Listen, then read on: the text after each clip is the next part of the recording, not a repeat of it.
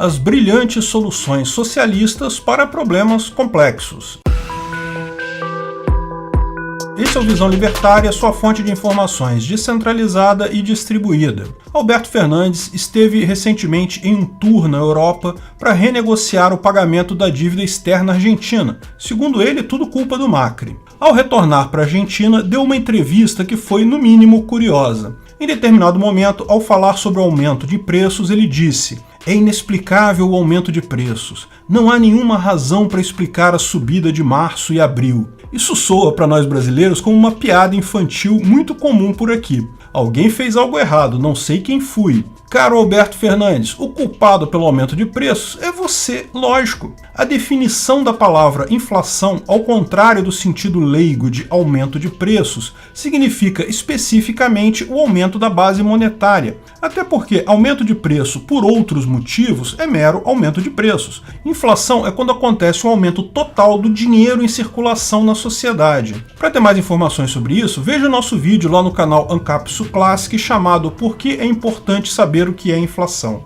Nós brasileiros conhecemos muito bem esse problema porque já convivemos com inúmeros presidentes irresponsáveis nesse aspecto. O governo não consegue diminuir o seu tamanho para caber nos impostos que consegue arrecadar, ele precisa pagar a folha de pagamento do Estado, o que é um bocado de dinheiro, mas não tem receitas suficientes para isso. O que o governo faz para fechar as contas? Ele imprime dinheiro. O Banco Central cria dinheiro do nada, coisa mais fácil do mundo, todo Banco Central consegue fazer isso. O problema é que dinheiro não tem valor por si só, ele só vale como uma representação dos bens e serviços disponíveis para aquisição numa sociedade ou no mercado. No momento que você tem mais dinheiro em circulação para a mesma quantidade de bens e serviços disponíveis, agora cada bem e serviço vale mais dinheiro. Simples assim. Sim, é verdade, os preços não se ajustam automaticamente, eles levam um tempo para subir, mas isso é apenas decorrência direta de algo que já aconteceu no passado. A culpa nem é do auxílio emergencial, porque esse, de fato,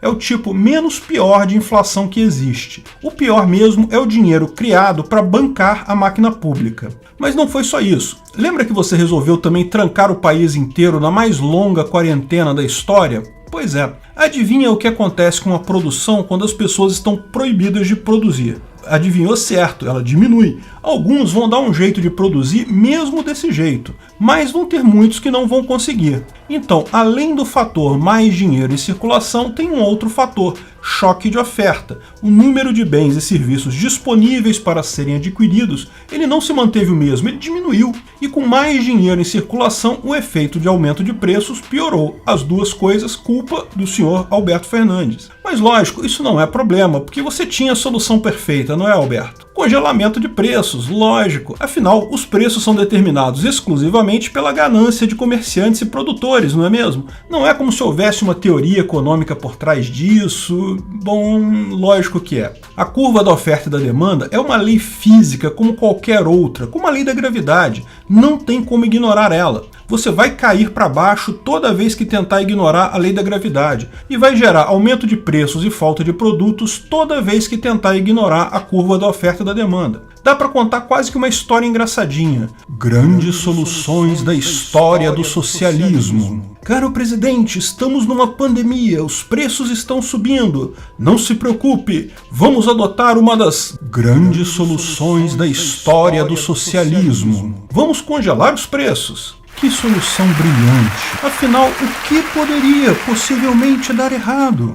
Ou um preço baixo diminui o incentivo para pessoas produzirem aquele bem. O produto não é mais encontrado nas prateleiras. Os consumidores acabam disputando as poucas unidades daquele produto que ainda tem para vender, a ponto de aceitarem até informalmente pagar ágio em cima do preço tabelado. Pronto, você conseguiu aumentar mais ainda o preço do produto, não menos. Mas lógico, sempre que acontece esse problema, o socialista tem uma outra solução na ponta da língua. Não se preocupe, vamos adotar uma das grandes soluções da história do socialismo. Vamos obrigar as empresas a produzirem na capacidade máxima. Que solução brilhante! Afinal, o que poderia possivelmente dar errado? Ou você não consegue ter acesso a todas as informações de todos os suprimentos, de todas as indústrias necessários para a produção? Lembra, o cálculo econômico se torna impossível no socialismo exatamente por isso. Ou as empresas conseguem continuar produzindo apenas o que elas querem e daí não muda nada,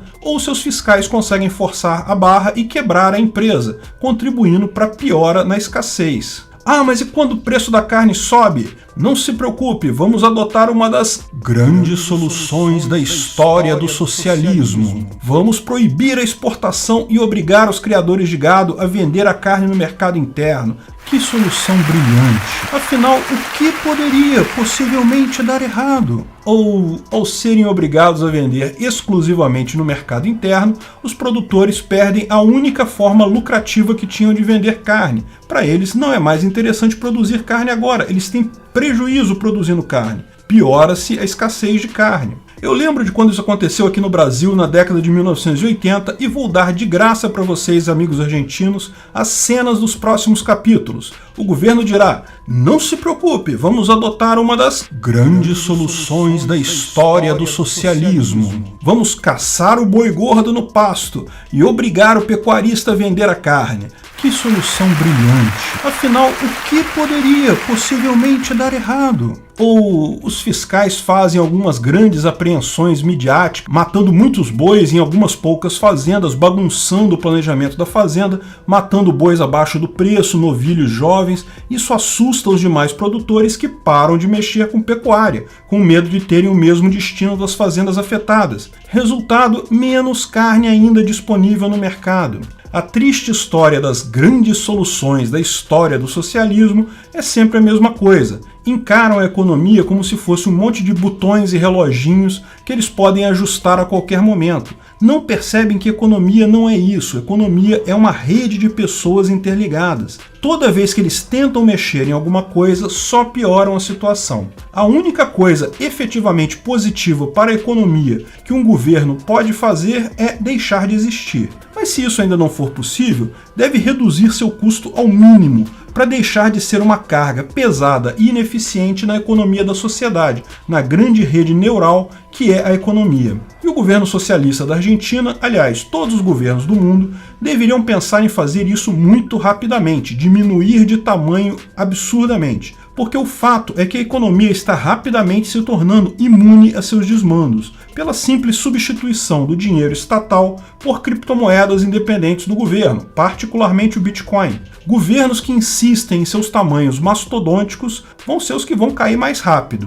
Governos menores, pelo menos, vão sobreviver por mais algum tempo. Esse deveria ser o foco do senhor. Não sei quem foi que causou a inflação. Obrigado pela audiência. Esse vídeo foi um oferecimento de armataweb.com, cloud e serviços de data center, 100% de compromisso com a satisfação e privacidade dos clientes. Aceitamos Bitcoin, veja o link na descrição do vídeo. Se você gostou desse vídeo, clique no like e compartilhe ele em suas redes sociais. Se inscreva no canal para nos ajudar, clicando no botão vermelho abaixo. Se quiser ser avisado de novos vídeos, clique no sininho ao lado. Até a próxima!